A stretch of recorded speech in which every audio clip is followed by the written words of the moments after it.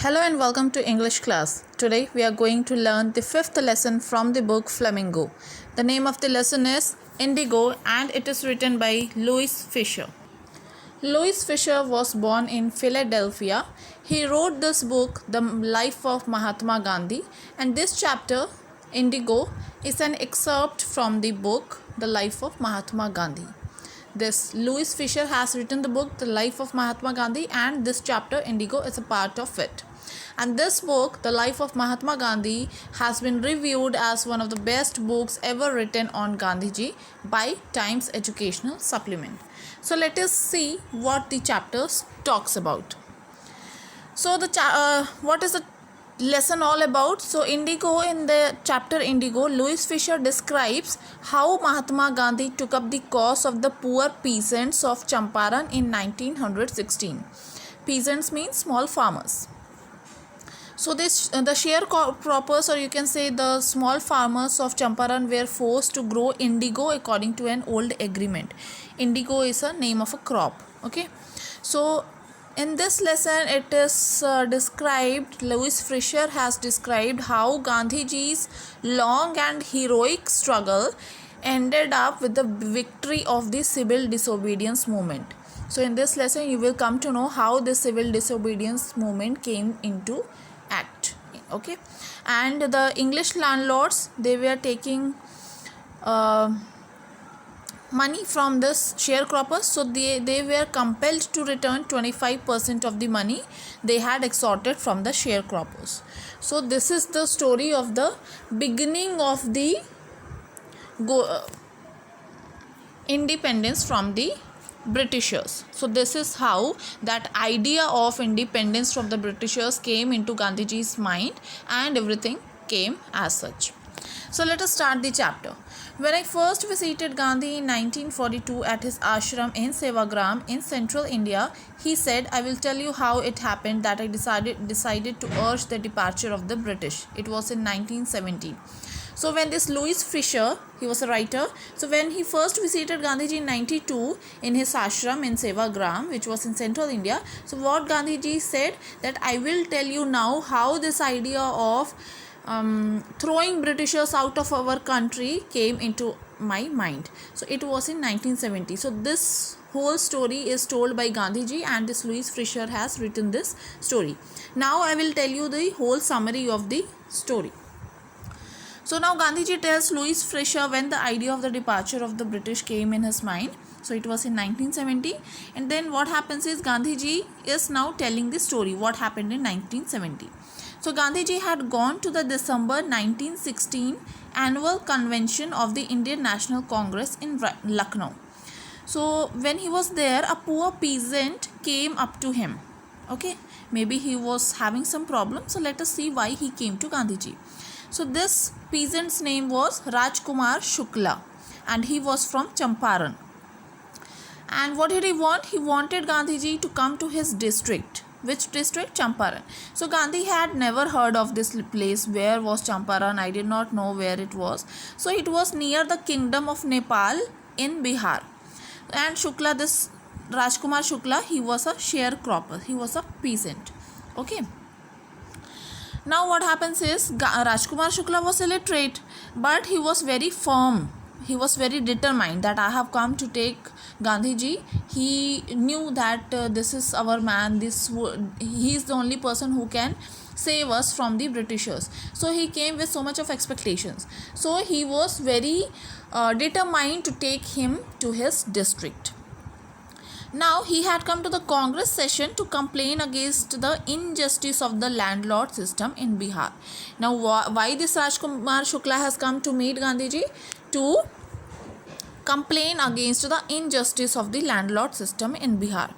So now Gandhiji had an appointment in Kanpur and had to go to other parts of India as well. Okay, he was having appointments here and there all over the India.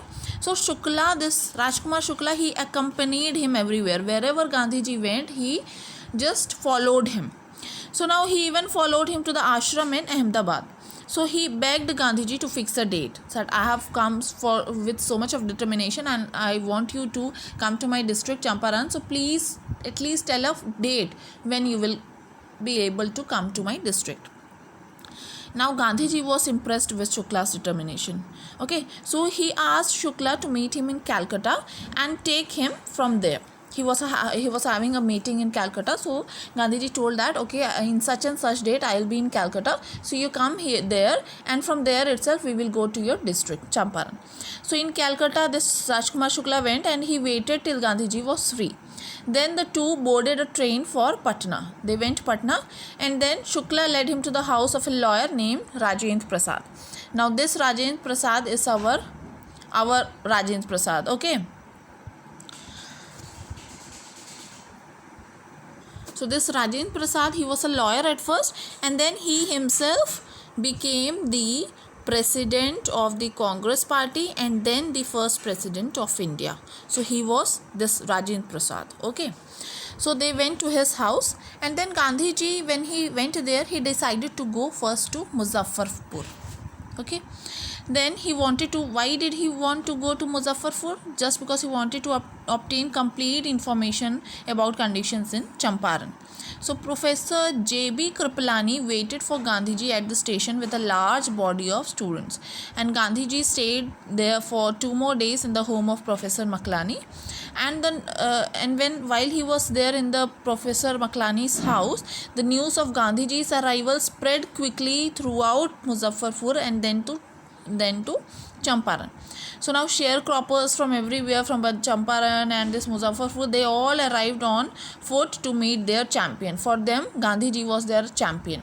So Muzaffarpur lawyers called on Gandhi to brief him, to tell him all the details. Okay. So Gandhi chided them for collecting huge fees for the poor, from the poor sharecroppers. Chided means to scold. So most of the arable land which was for cultivation, this land in Champaran was owned by Englishmen. Okay. So now this Indian tenants, they worked on that land, and these Englishmen were the owners there. So Germany had developed synthetic indigo. Okay. So now if synthetic indigo has been developed, then what is the use of growing indigo? So now indigo plantation was not very profitable. So therefore they obtained new agreements from the sharecroppers. Now they were to pay to the landlords compensation for being released from the 15% arrangement. So according to the previous arrangement, English landlords they forced all the tenants or these Indians to plant 15% of their land with indigo. Okay. Now they had to surrender the whole indigo crop to the landlords as rent. So those who opposed were tortured by their hired bullies. So meanwhile, the illiterate peasants, they saw through the trick of the landlords. They understood what they are trying to do, and they were not ready to pay the compensation. So those who had signed earlier, they wanted their money back. Now Gandhiji was obtaining the information, and he was collecting some facts related to this situation. So now Gandhiji met the secretary of the British Landlords Association, but he did not give them this secretary, he did not give Gandhiji any information. And Gandhiji, then he met the commissioner, and then commissioner also advised him to leave the place. Okay, so Gandhiji did not leave. He proceeded to Motihari is the capital of Champaran. So now when he went to Motihari, a huge crowd greeted Gandhiji at the station. Now when Gandhiji, he came to Motihari, so a peasant had been maltreated in a nearby village. He came to know that a peasant had been maltreated. So Gandhiji went there on the back of an elephant. Now Gandhiji was asked to return to the town, and he was served with an official notice, what we call a summon, to quit Champaran immediately. So Gandhiji made it clear that he would disobey the order. He said that I am not going to obey this order. I am not going to leave Champaran. So Gandhiji received a summon to appear in the court next day. All night Gandhiji remained awake. So he wired a full report of the viceroy. He wrote everything, and the next morning thousands of peasants demonstrated to support Gandhi. They all came that we are in support of Gandhiji and we will not make him go to jail.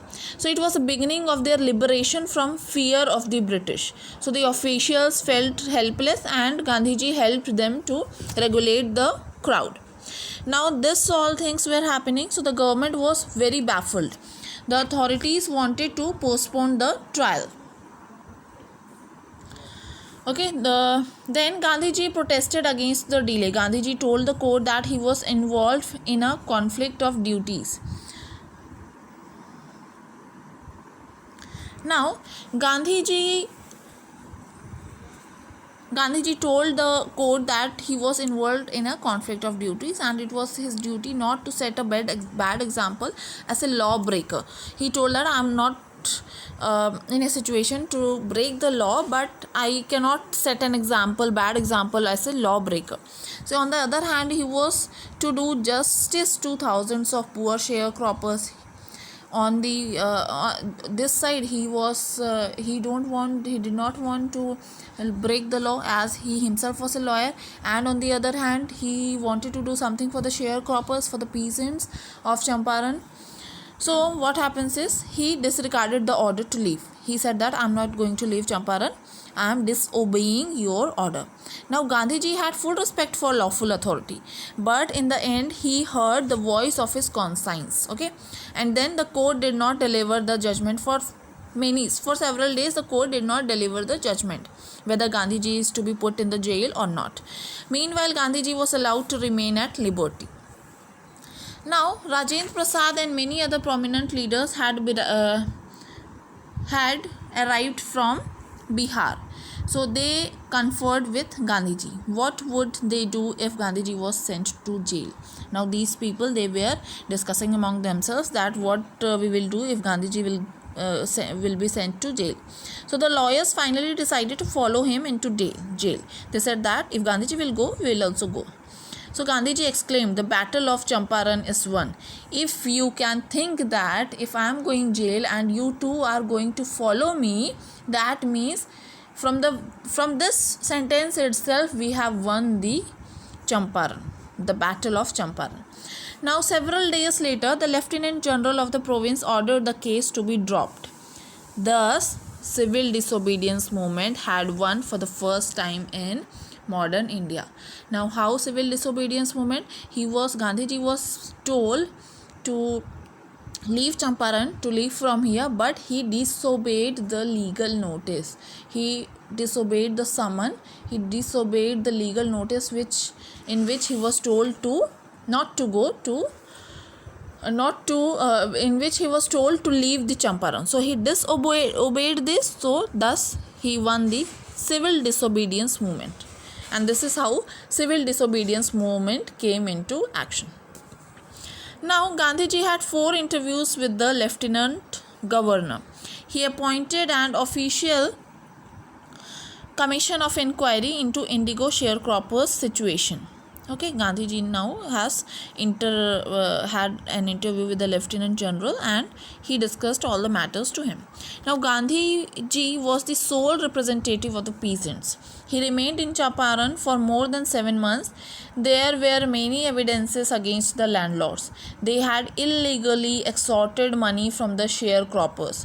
Now what happens is they are into a situation of doing compromise. Okay, so now Gandhiji asked for 50%, that I want 50% this 50% share for the sharecroppers. Whatever you have money, whatever you have extorted the money, I want 50% of that. Now planters, the people who had extorted the money, they offered to refund only 25%. Okay, Gandhiji asked for 50%, but these planters, Englishmen, they offered to refund only 25%. But still Gandhiji agreed. Why? Because Gandhiji explained that the amount of the refund was less important than the fact that the landlords had been obliged to surrender part of the money and with it part of their prestige. So money was not at all important for Gandhiji, that they have refunded 25%. The most important thing was that they have surrendered that money, and including it they have lost their prestige also. They had to bow their head before the Indian peasants. So this was the main victory of Gandhiji. Now Gandhiji saw the cultural and social backwardness in the Champaran villages. Okay, so now he wanted to do something about it immediately. So Mahadev Desai and Narhari Parikh, two young men, joined Gandhiji as disciples. Disciples means followers. So even their wives volunteered for the work. Many more came from Bombay, Pune and other distant parts of the India, and Gandhiji's son Devdas also joined them. So this primary schools were opened in 6 villages. Kasturba Bai taught cleanliness and sanitation. So these all things were going on in Champaran. So now the Champaran episode was a turning point in Gandhiji's life. How it was a turning point in Gandhiji's life? It did not begin as an act of defiance, but it was an attempt to alleviate the distress of the poor peasants. So this is how the idea of throwing Britishers out of India came into his mind, that if they have bowed their head before us, if for this the reason they have bowed their head, so if we are together, if we can do something, so we can throw them out of our country. So Gandhiji tried to mold a new free Indian. He wanted him to stand on his own feet and thus make India free. He wanted every Indian to stand on his own feet and make India free. So some people wanted C.F. Andrews to stay in Champaran and help them. Now who is C.F. Andrews? This, as you can see in the second last paragraph, Charles Freer Andrews. So he was a disciple of Gandhiji and a friend also. If disciple means follower. So he came to bid Gandhiji farewell, bye bye.